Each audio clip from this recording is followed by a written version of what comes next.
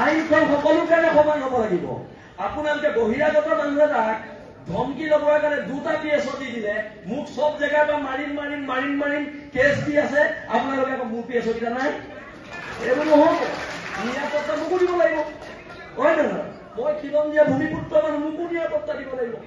আপোনালোকে যদি ৰাজস্থানৰ মানুহজনক নিৰাপত্তা দিছে, আৰে ভাই মোক নিৰাপত্তা লাগিব, ৰমেশ পেগু ডাঙৰীয়া, মোৰ অধিকাৰ হয় এইটো। আপোনালোকে এতিয়া মই এটা সৰু প্ৰশ্ন কৰোঁ, মই যদি ৰাজস্থানত গৈ এজন ৰাজস্থানী মানুহৰ বিৰুদ্ধে FIR দিওঁ, মোক ৰাজস্থান চৰকাৰে 2টা PSO দি পঠিয়াব নেকি? স্বাভিমানটো ৰাখক, স্বাভিমান ৰাখক। ৰাজনীতি চবতকে ডাঙৰ বস্তু নহয়, আমাৰ সমাজ ডাঙৰ বস্তু, জাতি ডাঙৰ বস্তু, ৰাজনীতি বহুত তলৰ বস্তু। ৰাজনীতিতকে জাতি ডাঙৰ, আৰু জাতিৰ ক্ষেত্ৰত কম্প্ৰমাইজ কৰা নহ'ব। আৰু এতিয়া GP সিং ডাঙৰীয়ালৈও প্ৰশ্ন আছে যে আমাৰ নিৰাপত্তাবোৰ কি হ'ব। আৰু এতিয়া দেখোন চব যদি অনা অসমীয়া মানে মোৰ এগেইনষ্টত কেছ দি 2টা PSO পাই থাকে, অসমত আমাক নিৰাপত্তা দিবলৈ পুলিচে নাইকিয়া হ'ব। সেইকাৰণে মই কৈছো, আপোনালোকে কেবিনেটত সিদ্ধান্ত লওক যে আমাৰ উজনি অসমৰ খিলঞ্জীয়া মানুহৰ মাটি ছেভ কৰিব লাগিব। উজনি অসমৰ মাটিখিনিৰ ওপৰত আপোনালোকে এখন আইন আনক, আৰু যদি হিমন্ত বিশ্ব শৰ্মাৰ লগতো আমি আলোচনাত বহিবলগীয়া হয়, আমি আলোচনাত বহিম। কিন্তু মই পুনৰ কৈছো, আপুনি এজন জনজাতীয় মানুহ, আপুনি অসমৰ থলগিৰি মানুহ। ময়ূৰ বৰগোহাঁই সদৌ অসম তাইৰ ছাত্ৰৰ সন্থাৰ পৰা গৈ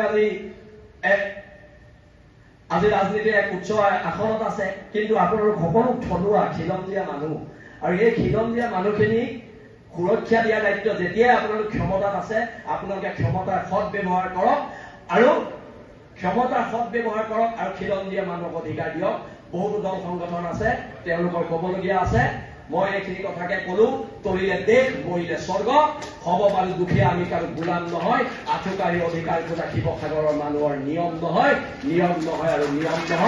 আৰু এইবাৰ অধিকাৰ কাঢ়ি অনাৰ সংগ্ৰাম হ'ব। আৰু যিখিনি অনা অসমীয়া মানুহ ইয়াত আছে, আজি আপোনালোকে ৰাজহুৱাভাৱে আমাক ক্ষমা খুজিব লাগিব। ধন্যবাদ। জয় অসম। মানুহ আপোনালোক ওলাই নাহিলে, আপোনালোকৰ জাতিতকেও আপোনালোকে ব্যৱসায় ডাঙৰ বুলি ভাবিলে। অকল ইয়াৰ থলগিৰি মানুহখিনি আমি ওলাই আহিলো, আৰু চৰিতা তছনিৱালক আতাচুৰ নেতৃত্বত হোৱা আন্দোলনত চৰিতা তছনিৱালে ন্যায় পাইছিলে। কথাবিলাক আপোনালোকে গুৰুত্ব দি শুনক। আজি খিলঞ্জীয়াৰ মাটি আপুনি হাইৱে কিনাৰত যাওক, আমাৰ মাটি নাই, চব কিনি লৈছে বহিৰাগত মানুহে। আমি ক'ত থাকিম? আমাৰ ভৱিষ্যত প্ৰজন্ম ক'ত থাকিব? আমাক মাটিৰ ওপৰত অধিকাৰ লাগিব। আজি ইয়াত মাৰোৱাৰী সম্প্ৰদায়ৰ মানুহ আছে, আমি ৱেলকাম জনাইছো অহাৰ বাবে। আপোনালোকৰ যিবোৰ প্ৰতিষ্ঠান আছে, 80% মানুহ আমাৰ খিলঞ্জীয়া মানুহ আপোনালোকে নিয়োগ কৰিব লাগিব। আপোনালোকে ইয়াত আহি বেপাৰ কৰি আছে, আপোনালোকৰ সমাজ জীৱনৰ প্ৰতিটো একো নাই। আপোনালোকৰ শিৱসাগৰ সমাজ জীৱনৰ প্ৰতি কি অৰিহণা আছে? একো অৰিহণা নাই। আপোনালোকে অন্তত খিলঞ্জীয়া মানুহখিনিক দিব লাগিব চাকৰি। কালি প্ৰতিবাদ হৈছে, হাজাৰ মানুহ। কোনোবাই আপোনালোকক কিবা এটা বেয়াকে কৈছে নেকি? এইটো আমাৰ সহনশীলতা। কিন্তু আমাৰ সহনশীলতাটো আপোনালোকে আমাক দুৰ্বলতা বুলি নাভাবিব। আমাৰ সৰলতাটো আপোনালোকে দুৰ্বলতা বুলি নাভাবিব। আপোনালোকে যে ইয়াত বেপাৰ কৰি আছে, কেলে বেপাৰ কৰি থাকিব পাৰিছে জানে? অসমীয়া মানুহ অতিথিপৰায়ণ, অসমীয়া মানুহ সহজ, অসমীয়া মানুহ সৰল, সেইকাৰণে পাৰিছে। কিন্তু আমাৰ সৰলতাটোক আপোনালোকে আমাক ভয়াটো বুলি নাভাবিব। এতিয়া ৰমেশ পেগু ডাঙৰীয়া আছে, কালি মোৰ এগেইনষ্টত এজন মানুহে গুৱাহাটীত কেছ দিলে, তেওঁক আপোনালোকে 2টা PSO দি দিলে। এতিয়া মোৰ এগেইনষ্টত যে কেছবোৰ দি আছে, মোৰ PSO কেইটা ক'ত? মই ৰমেশ পেগু ডাঙৰীয়াক প্ৰশ্ন কৰিছো। আইনখন সকলোৰ কাৰণে সমান হ'ব লাগিব। আপোনালোকে বহিৰাগত মানুহ এটাক ধমকি ল'বৰ কাৰণে 2টা PSO দি দিলে, মোক চব জেগাৰ পৰা মাৰিম কেছ দি আছে, আপোনালোকে আকৌ মোৰ PSO কেইটা নাই। এইটো নহ'ব, নিৰাপত্তা মোকো দিব লাগিব, হয় নহয়? মই খিলঞ্জীয়া ভূমিপুত্ৰ মানুহ, মোকো নিৰাপত্তা দিব লাগিব।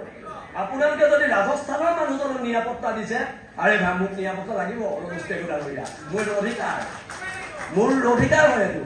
আপোনালোকে এতিয়া মই এটা সৰু প্ৰশ্ন কৰোঁ, মই যদি ৰাজস্থানত গৈ এজন ৰাজস্থানী মানুহৰ বিৰুদ্ধে FIR দিওঁ, মোক ৰাজস্থান চৰকাৰে 2টা PSO দি পঠিয়াব নেকি?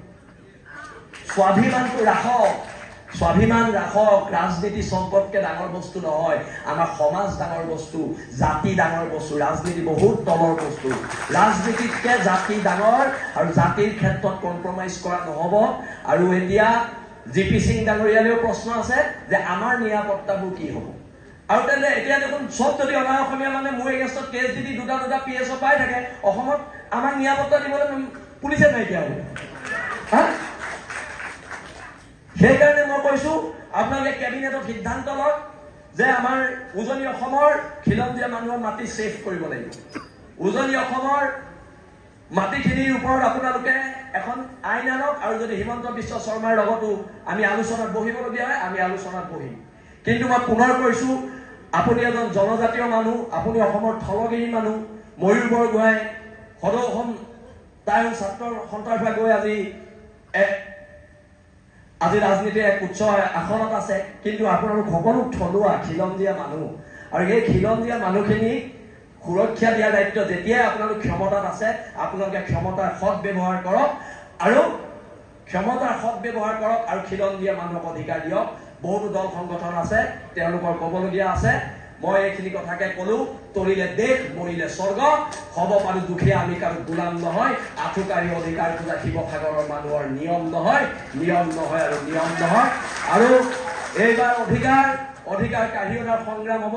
আৰু যিখিনি অনা অসমীয়া মানুহ ইয়াত আছে, আজি আপোনালোকে ৰাজহুৱাভাৱে আমাক ক্ষমা খুজিব লাগিব। ধন্যবাদ। জয় অসম। মন্ত্ৰী ৰনোজ পেগু ডাঙৰীয়া, ইয়াত উপস্থিত উপায়ুক্ত মহোদয়, ইয়াত উপস্থিত আমাৰ আৰক্ষী অধীক্ষক ডাঙৰীয়া, আৰু ইয়াত উপস্থিত মোৰ ককাইদেউ ময়ূৰ বৰগোহাঁই ডাঙৰীয়া, আৰু উপস্থিত খিলঞ্জীয়া থলগিৰি জনগণ, সকলোকে পোনপ্ৰথমে বৈপ্লৱিক অভিনন্দন। এতিয়া কথাবিলাক খুব আমি খোলাখুলিকে ছাৰ আপোনাৰ আগত ক'ব লাগিব। শিৱসাগৰত 2017 চনৰ পৰা আমাৰ ওপৰত আক্ৰমণ হৈ আছে। 17 চনৰ পৰা আজি 24 চনলৈকে প্ৰায় 12-14টা আক্ৰমণ হৈছে, আৰু এইবাৰ প্ৰথম জেললৈ গৈছে। প্ৰত্যেকবাৰে আজি মই মন্ত্ৰী মহোদয়ক এটা প্ৰশ্ন কৰিছো, প্ৰত্যেকবাৰে অনা অসমীয়া শ্ৰেণীটোৱে আমাক প্ৰহাৰ কৰি থানাত লাঞ্চ আৰু চিংৰা খাই কেনেকে জামিন পায়, আপুনি সেইটো কথা আমাক ক'ব লাগিব। এইটো আমাৰ ওপৰত অন্যায় হৈছে। সেইকাৰণে শিৱসাগৰ মানুহ ক্ষোভিত হৈছে।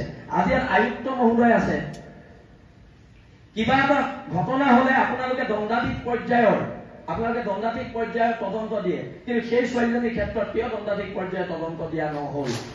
আমাৰ তাত প্ৰশ্ন আছে।